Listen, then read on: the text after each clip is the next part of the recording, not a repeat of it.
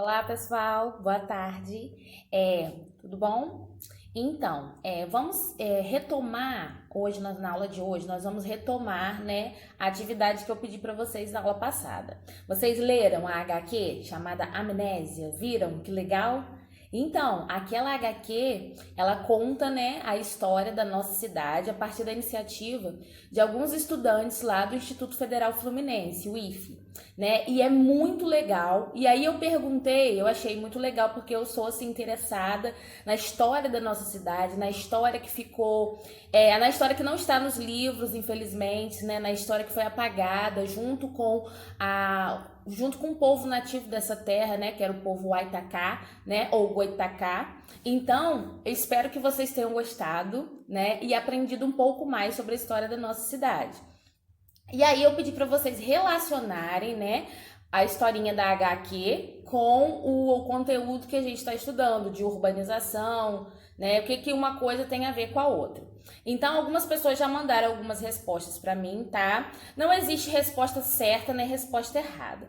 O importante é a gente entender que os processos de urbanização e de industrialização devem estar relacionados à história da cidade.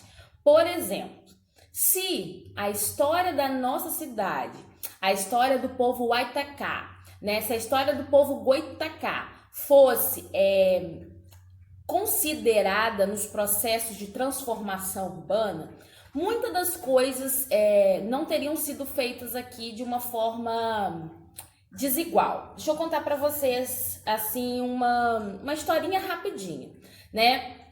O povo Waitacá, né, o povo Goitacá, que habitou aqui, o povo nativo que habitou as terras aqui onde é Campos dos Goitacazes hoje, esse povo, ele foi exterminado, né, exterminado pelos colonizadores.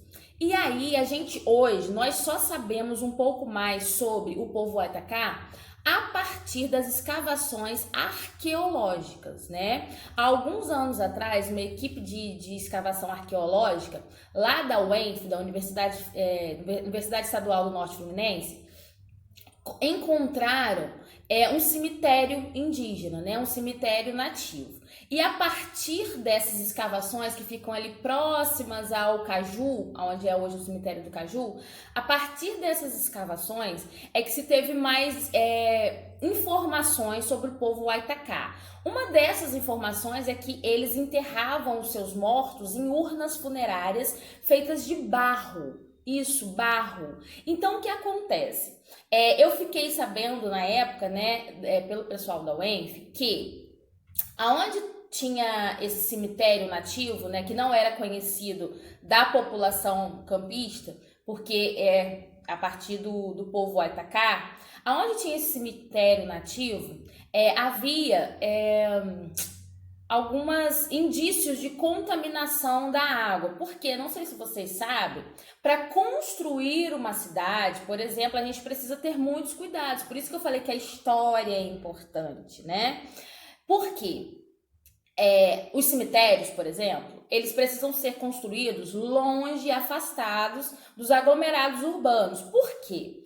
Porque na decomposição, né, dos cadáveres, solta um líquido chamado necrochorume, né? É um líquido a partir da decomposição do corpo humano, a partir da decomposição dos organismos orgânicos, né? Então, o que acontece? Esse necrochorume é um líquido, né, que vem e infiltra o solo, né? Por mais que haja uma impermeabilização das covas e tudo mais, há uma impermeabilização desse solo, e esse solo ali, ele fica envolvido, contaminado com esse necrochorume e pode até alcançar o lençol freático. Então, não é recomendado, né, para a organização de uma cidade que os cemitérios estejam dentro dos aglomerados urbanos, ou seja, os cemitérios precisam ser construídos longe dos aglomerados urbanos, longe, né, nos lugares mais longe da cidade. Aqui na nossa cidade, né, os cemitérios foram construídos distantes, né? Por exemplo, o cemitério do Caju, o cemitério do Campo da Paz, eram lugares muito distantes.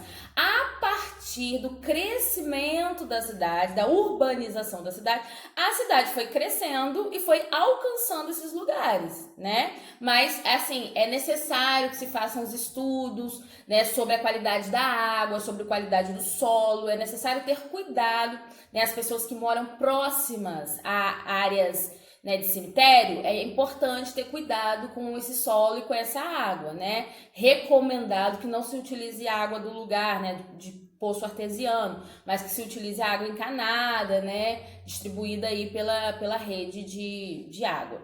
Então, o que tem essa história toda com o índio Waitacá, né, com o povo nativo Waitacá? Esse cemitério funerário, esse local, né, que foi descoberto pelos arqueólogos lá da UENF, e não tem muito tempo não, acho que foi 20 anos atrás, depois eu vou procurar um pouco das notícias para ver se eu encontro mais alguma coisa. Essa só foi descoberto a partir, como eu falei, de vestígios de contaminação da água da localidade ali. Então foram feitas pesquisas e as pessoas foram pesquisando e viram, né, foram feitas escavações e descobriram ali vestígios arqueológicos do lugar que seria um cemitério Waitacá, né? Então, a partir desses descobrimentos, descobriu-se, né, como eu falei, que os Waitacá enterravam os seus mortos dentro de tumbas, né, de cerâmica feita de barro. Então que eles já dominavam a técnica de cozinhar o barro, do barro cozido, de fazer cerâmica, né? E a cerâmica ainda está muito presente nas características culturais da nossa cidade, principalmente da Baixada Fluminense, que era onde o povo Waitacá habitava ali próximo à região da Lagoa Feia, próximo ali à localidade de Tocos, tá? Então tudo isso tem a ver com a nossa história. Então o que tem a ver história e industrialização? A história do lugar, ela precisa ser considerada para que os processos de urbanização e de industrialização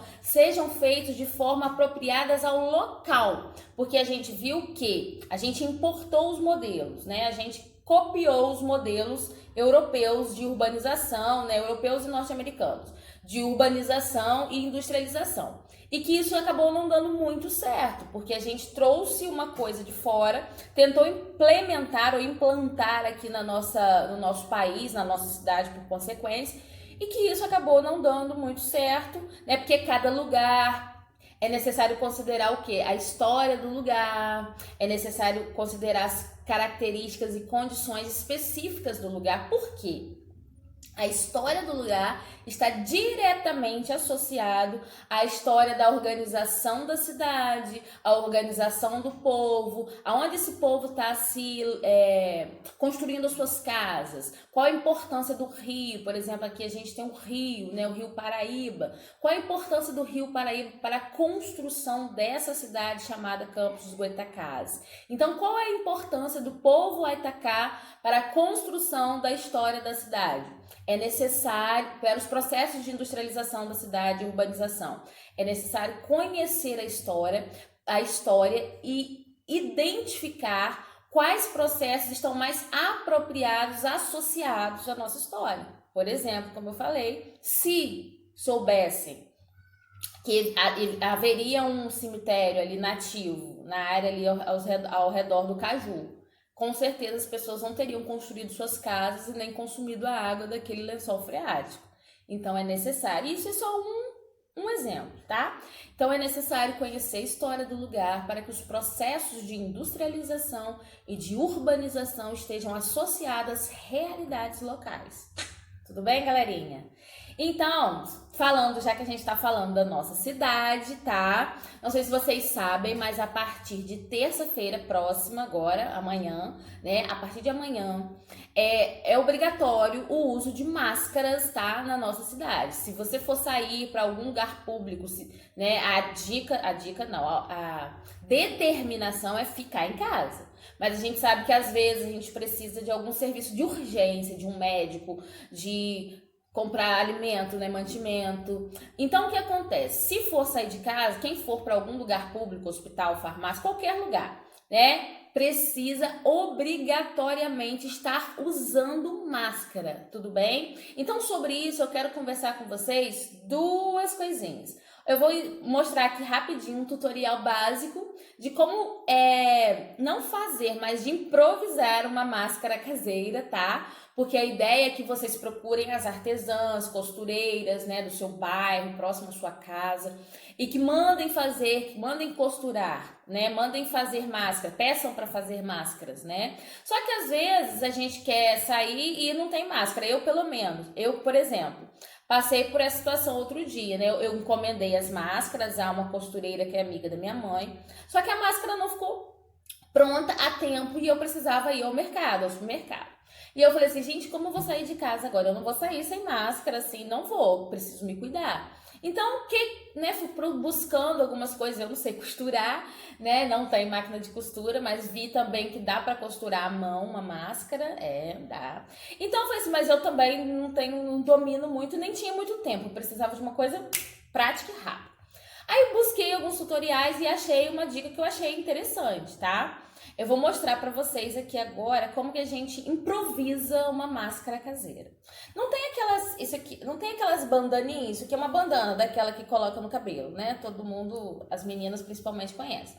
Então, ó, uma bandana dessa ou qualquer tecido quadradinho que você tiver aí na sua casa, tá? Vai precisar de uma bandana, de um tecido quadrado e duas borrachinhas de cabelo, né? Xuxinha de cabelo, 2 borrachinhas de cabelo, tá? E aí eu vou mostrar pra vocês aqui como que a gente pode improvisar. Essa bandana aqui, ela é grandinha, então dá pra dobrar em 4 partes. Aí eu vou dobrar ela em 4 partes. Vou chegar pra cá a câmera pra vocês verem. Então vamos lá. Você vai dobrar, né? Essa aqui dá pra dobrar em 4 partes. 1, 2, 3. Não, vou dobrar em 3. Vamos dobrar em 3, tá? Então vamos lá, novamente. Uma parte, 2 partes, 3 partes, tudo bem? Tranquilo. Aí você vai pegar as 2 borrachinhas, tá vendo? E vai colocar aqui, ó, uma em cada ponta, formando um bombonzinho, como se fosse um bombonzinho, né? Uma balinha, tá vendo? Aqui, agora aqui, ó. Importante, tá? É que você faça esse processo todo, que esse tecido esteja limpo, tudo bem? Que esse tecido esteja bem limpo, lavado com água, sabão, água sanitária, e que você faça isso numa superfície. Ai, Mel passou aqui, disfarça, gente. Que você faça isso numa superfície esterilizada, tá?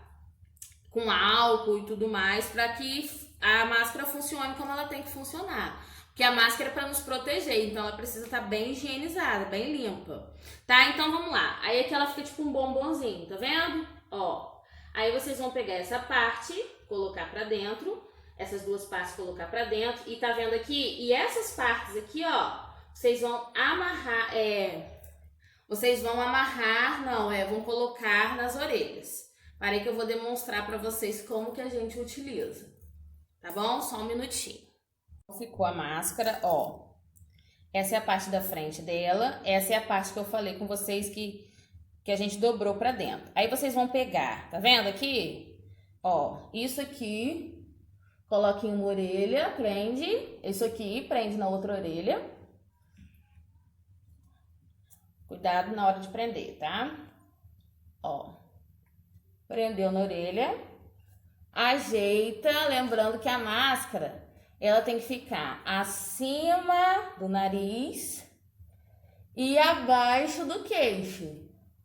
Aí você vai ajeitando ela assim, ó. Aqui, você vai ajeitando. Aqui você pode transformar ela. Aqui dá pra você ajeitar, ó. Puxar um pouco aqui, tá vendo? Então, ó. Acima do nariz, tudo bem? E abaixo do queixo.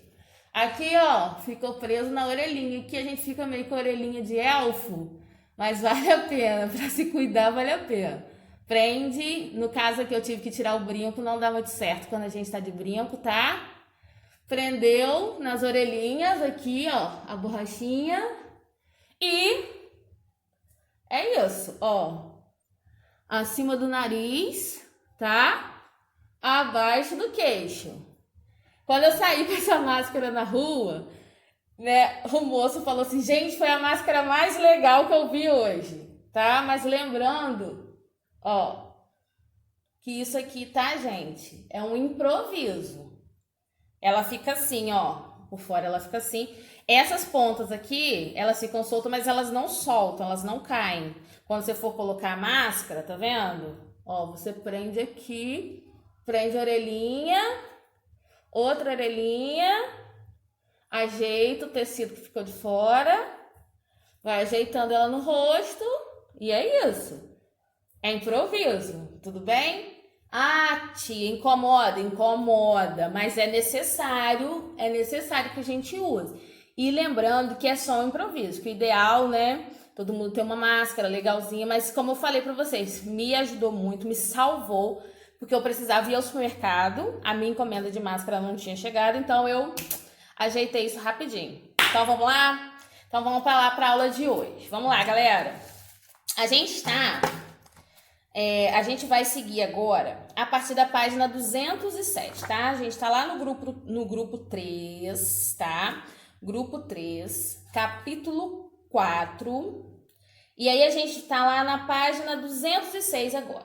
A página 206 vai trazer pra gente... Então vamos lá, galera. Na página 206 existem 3 palavras, tá? Destacadas aqui no texto, tá? Aqui nesse rodapézinho aqui em amarelo. 3 palavras. Hegemonia, infraestrutura e metrópole. Isso tem tudo a ver com o que a gente está estudando, tá? De organização das cidades, de urbanização, mecanização dos campos. Então, a gente viu uma coisa que a gente chamou de hierarquia das cidades, tá? O que é hierarquia, como a gente falou nas aulas anteriores? Só para a gente retomar. Hierarquia das cidades. A gente viu que existem cidades de tamanhos diferentes. Quem tiver com dúvida, volta lá na aula, né, sobre hierarquia das cidades, que eu coloquei umas tampinhas vermelhas, lembra? Pra gente identificar o que era um centro regional, né, uma metrópole regional, o que era uma cidade, uma metrópole nacional, o que era uma cidade global e como que essas cidades estão relacionadas umas às outras no que diz respeito ao oferecimento de serviços, né? Lembram? Quem não lembrar é só retomar lá a aula, tá lá no YouTube, nas aulas passadas sobre hierarquia das cidades. Eu acho que são 2 aulas, sem ser a de semana passada, a anterior. Então, essas 3 palavras são muito importantes para a gente entender isso. Hegemonia. O que seria hegemonia? Então, vamos juntos lá. Lembrando que em todas as nossas aulas é necessário a gente utilizar o livro. Então, quando for assistir a aula da Tia Karine, já pega o livro e vem, tá? Tudo bem? Então, vamos lá. Página 206. Hegemonia. Influência exercida por cidade, povo ou país sobre outros. Então, o que acontece? A gente tem uma hierarquia das cidades, a gente tem cidades que são menores e cidades que são maiores, ou seja, uma cidade dependendo da outra, né? Hierarquia diz respeito ao quê? A essa organização, né? Onde existe uma cidade menor, né, e outras cidades maiores, né? Se a gente for pegar a hierarquia das cidades, você vai ter uma cidade pequena, depois uma cidade média, e aí você vai ver se essa cidade média funciona como um centro regional, como a nossa cidade de Campos funciona, né, como uma metrópole regional. Aí você tem a cidade média e você já tem a cidade grande, por exemplo, Rio de Janeiro, a capital, que já é uma metrópole nacional, exercendo influência em todo o nosso país e ainda é uma metrópole global, uma cidade global. Tudo bem? Então, isso é hierarquia. Está relacionado o quê? A diferenciação de tamanhos e organizações das cidades, né? Cidade pequena, cidade média, cidade grande, né? Megalópole. Então, o que acontece? Essa organização a gente chama de hierarquia. Dentro da hierarquia, a gente viu que existem cidades que exercem influência sobre outras cidades. A gente citou exemplos, né? Dei o exemplo lá da cidade do pai do meu tio, né? Lá em Belém do Pará, e como que ele precisou utilizar os serviços médicos aqui da capital. Então, isso se chama hegemonia. O que é hegemonia? Influência exercida de uma cidade sobre a outra. Isso serve para povo, país, nação, tudo mais. Mas como a gente está falando especificamente das cidades, tá? Hegemonia, então é o poder que uma cidade vai exercer sobre outra cidade. Tudo bem? Infraestrutura, essa palavra a gente já conhece, você já conhece, a gente já falou isso em sala, mas vamos lembrar aqui. Infraestrutura. Estruturas básicas para a criação ou desenvolvimento das cidades e regiões. Então, o que é infraestrutura? É o básico que uma cidade precisa para se desenvolver. Energia, rede de energia, transporte, vias, né? Caminhos públicos, saneamento básico, enfim, todo o suporte, né, que uma cidade precisa para se desenvolver. Então, o que é infraestrutura? Todo suporte, toda a estrutura básica que uma cidade precisa para se desenvolver. Metrópole. A última palavra aqui, metrópole. Principal cidade de um país, estado ou região. Por que país, estado ou região? Dentro de um país, metrópole nacional. Dentro de um estado, metrópole estadual. E dentro de uma região, metrópole regional. Tudo bem? Então, a gente vai seguindo para a página 207, tá? A gente já falou, a gente tá umas 3 ou 4 aulas falando sobre a teoria, acho que umas... E agora a gente vai passar para a parte da gente fazer as atividades, né? A gente vai fazer juntinhos aqui nos nossos vídeos, né? Acho que a gente vai ter, acredito que a gente já está organizando toda a logística para a gente fazer algumas aulas, alguns encontros, né, com vocês, encontros ao vivo, tá? Aguardem aí as notícias. Tudo pra gente se organizar melhor, para ser melhor para todo mundo, tá bom? Fiquem tranquilos, tá? Que vai dar tudo certo. Então, vamos lá. Página 207. Aqui tem um exercício, tá? De aplicação. E aí eu vou pedir pra gente seguir juntos, tudo bem? Às vezes pode ficar um pouquinho só, mas só um pouquinho, prometo. Cansativo, porque eu vou fazer a leitura para vocês irem acompanhando aí pelo vídeo. E depois a gente vai continuar fazendo as atividades. Show? Então vamos lá. O texto é assim, ó. Questão 1. Leia o texto com o professor e siga as orientações dele para responder os itens a seguir. Vamos lá. Relatório da ONU, Organização das Nações Unidas, né? O relatório da ONU mostra a população mundial cada vez mais urbanizada. Mais da metade vive em zonas urbanizadas, ao que se podem juntar 2,5 bilhões de pessoas em 2050. Então vamos lá, esse é o título do texto. Hoje, 54% da população mundial vive em áreas urbanas. Uma proporção que se espera venha, né? Eu acho que faltou um conectivo aqui. Então vamos lá. Hoje, 54% da população mundial vive em áreas urbanas. Uma proporção que se espera que venha a aumentar para 66%, tá? Em 2050. As projeções mostram que a urbanização associada ao crescimento da população mundial poderá trazer mais 2,5 bilhões, vira página, de pessoas para as populações urbanizadas em 2050, com quase 90% do crescimento centrado na Ásia e na África, de acordo com o novo relatório das Nações Unidas. A edição do relatório Perspectivas da Urbanização Mundial, produzida pela Divisão das Nações Unidas, conclui que o maior crescimento urbano terá lugar na Índia, China e Nigéria. Esses 3 países contarão com 37% do crescimento urbano projetado em nível da população mundial entre 2014 e 2050. Para 2050, espera-se que a Índia acrescente 404 milhões de habitantes nas cidades, a China 292 milhões e a Nigéria 212 milhões. Espera-se que em 2045 a população urbana mundial ultrapasse os 6 bilhões. Muito do esperado do crescimento urbano terá lugar nos países das regiões em desenvolvimento, particularmente a África. Consequentemente, esses países enfrentarão inúmeros desafios para atender à necessidade do crescimento da população urbana, incluindo habitação, infraestruturas, transporte, energia e emprego. E também os serviços básicos, como educação e serviços de saúde. Megacidades com mais de 10 milhões de habitantes estão a crescer em número. O relatório refere que em 1990 havia 10 megacidades com 10 milhões de habitantes ou mais, onde habitava um total de 153 milhões de pessoas, cerca de 7% da população urbana global. Em 2014, há 28 megacidades no mundo. São o lar de 453 milhões de pessoas, ou cerca de 12% dos habitantes do mundo. Atualmente, das 28 megacidades, 16 estão localizadas na Ásia, né? 4 na América Latina, 3 delas na África e na Europa e 2 na América do Norte.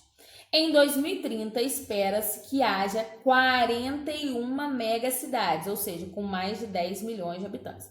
41 megacidades com mais de 10 milhões de habitantes ou mais. Tóquio continua a ser a maior cidade do mundo, com 38 milhões de habitantes, seguida de Nova Delhi, com 25 milhões, Xangai, com 23 milhões, e a cidade do México, Mumbai e São Paulo, cada um com cerca de 21 milhões de habitantes.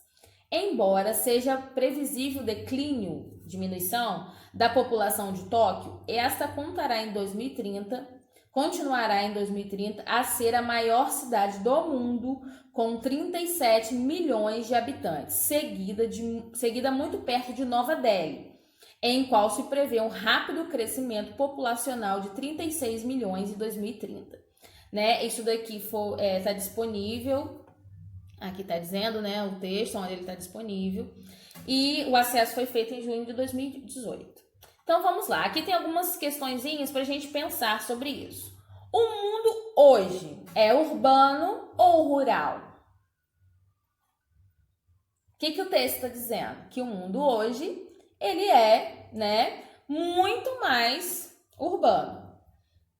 Quais serão os continentes que mais se urbanizarão até 2050? Aí a gente vai lá no texto. Então vamos lá, galera. Quais serão os continentes, né, que mais se urbanizarão até 2050? Né? O texto diz pra gente o quê? Que os continentes que irão mais se urbanizar serão África e Ásia. E aí a gente precisa se atentar que esses dois continentes são os continentes menos industrializados. Por isso que o texto vem dizer que eles irão enfrentar problemas. Por quê?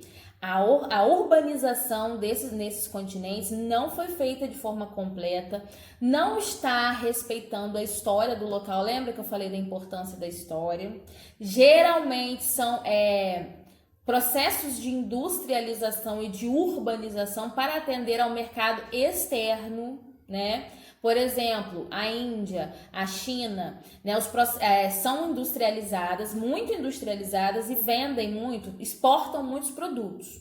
Isso revela o quê? Uma riqueza econômica e industrial, né? Por exemplo, a China hoje, né, como é uma das economias mais desenvolvidas do mundo, né, só atrás dos Estados Unidos. Só que esse dinheiro que vai para a indústria não significa melhoria de qualidade de vida, não significa saneamento básico para todo mundo, não significa organização das cidades para as pessoas. Por quê? Porque não considerou a história, não considerou as necessidades locais da população, tá? Então vamos lá, vamos continuar. Quais serão os continentes que mais se urbanizarão até 2050? África e Ásia. Letra C.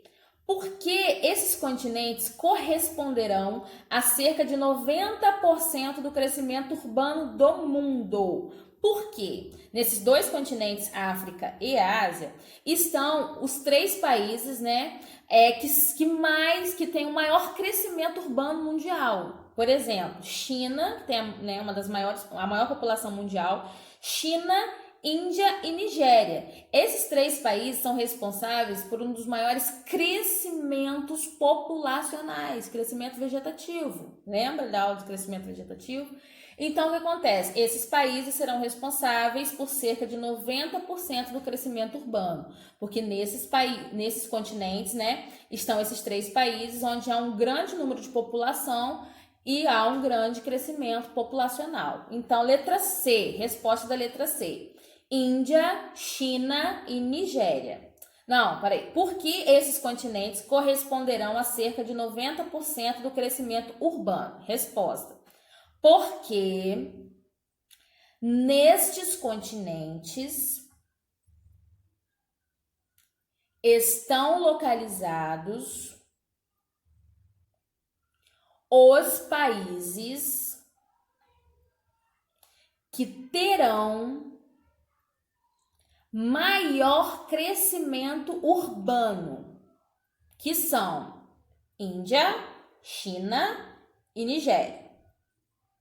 Tudo bem? Vamos lá para a letra D.